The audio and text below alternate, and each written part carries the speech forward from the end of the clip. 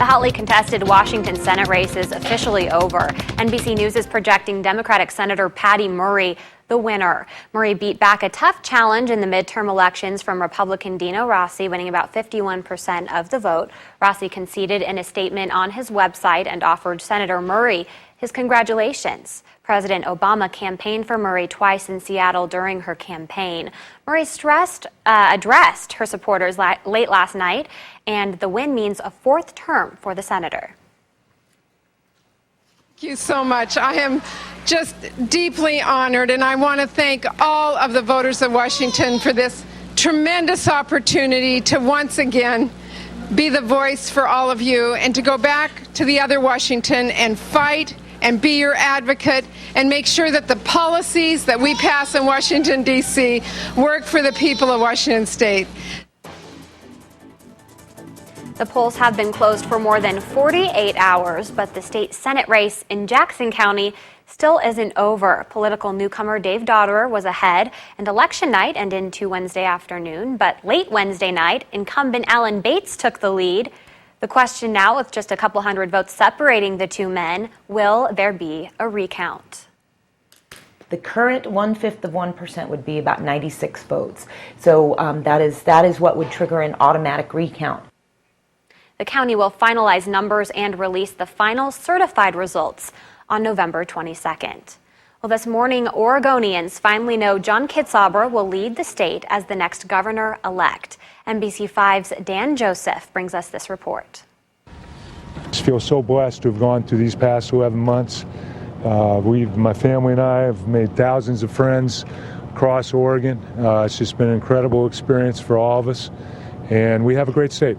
With that, an exhausted Chris Dudley conceded the hard-fought governor's race to Democrat John Kitzhaber outside a Portland restaurant Wednesday night.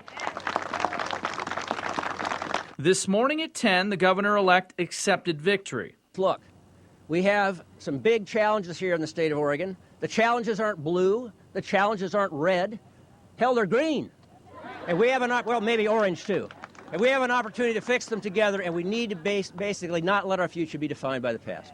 Almost immediately, Kitzhaber began the process of trying to get everyone under the same tent. We also have another opportunity here to move beyond bitter partisanship. Thus ending one of Oregon's most dramatic election stories. Both men divided by a percentage point in a few thousand votes, which fluctuated until finally Kitzhaber clinched it. The first priority is putting Oregonians back to work. That was Dan Joseph reporting. The governor-elect takes office in January.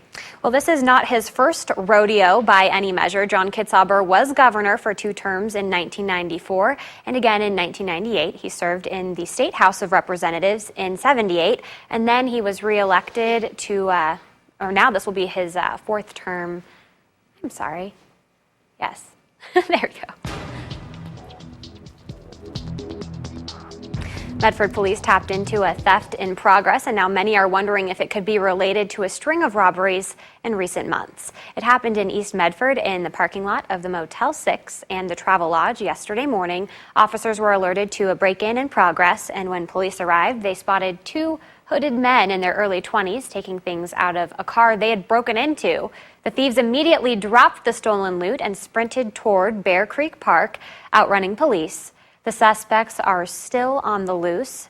They left behind a smashed window and a slashed convertible top. The thieves came prepared. Medford police say they were wearing latex gloves, and authorities remind you, please lock your cars, keep expensive items out of sight. Well, your time now is 6:34, and we do weather and traffic back-to-back at the top half of every half hour. Cameron Laughlin is standing by with a look at your Friday weather and your weekend forecast. Hello, Cameron. Hello, Ann. Good morning. Happy Friday, everybody. We've got a 24-hour change for you here, and you're seeing some numbers come up. 19 in Mount Shasta, that's on the increase. 18 in Altura, 17 for Lakeview, 9 in Klamath Falls. Everywhere you're up or the same in Roseburg. So those temperatures definitely more mild than they have been the last couple of mornings. Mid-40s for Medford today this morning, mid-50s by the coast, mid-40s east side. We're looking at the cloud cover. If you're making your way off to school, you won't need the umbrella. or the rain jacket, but this weekend you can expect some rain, that's for sure. Let's take a look at the current conditions here. 46 for Medford. That barometer falling 29.89 inches because there is a storm system on the way. Mostly cloudy today, we're going to do. So that rain coming late Saturday into Sunday. That's the key we're looking at. The clouds look a little bit ominous. They will today, but they shouldn't bring any precipitation. Sunday, we're looking at some wet weather. That's for sure. I'll be back with more coming up. We're going to check the roads now. According to flashnews.net, we have no accidents to report in our region this morning, but we do have a traffic report for you. Let's take a look at it. It's near Lake County on Highway 140, right around milepost 20. You can expect minor delays today for road work. And as always, if you have a traffic report for us this morning, if you see something out on the road, just shoot us an email, sunrise@kobi5.com.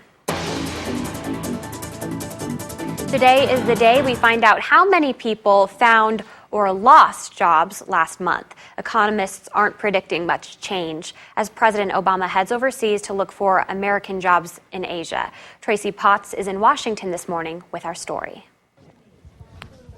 9.6% unemployment isn't expected to change when this morning's numbers come out. Economists predict 60,000 Americans found work last month. Not enough. In each county, we are creating an average of 20 private sector jobs per month, but there are 5,000 job seekers. Like Valerie Arrington, she got laid off in public relations and went back to her first love, baking. Unfortunately, sometimes you're forced to go into things that you're a little reluctant to go into. But I was glad that I had that degree. Republicans promise things will be different when they take over next year. We will fight tooth and nail on behalf of Americans struggling to find and to create jobs. The Federal Reserve's hoping $600 billion in new cash will loosen things up so employers start hiring.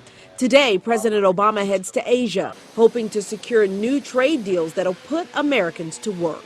We can sell in Asia and some of the fastest growing markets in the world, and we can create jobs here in the United States of America. But critics say the problem in Asia isn't just markets, it's money, China's currency. Until he's willing to stand up to China, America can't go forward, and he has shown no inclination to do so. Tracy Potts, NBC News, Washington. Your time now, 6:37. Coming up on NBC5 News at sunrise, as the numbers of foreclosure victims increase, the help for them in the Rogue Valley is dwindling. Plus, Cameron Laughlin will have another look at your weekend weather as sunrise is just getting started on your Friday.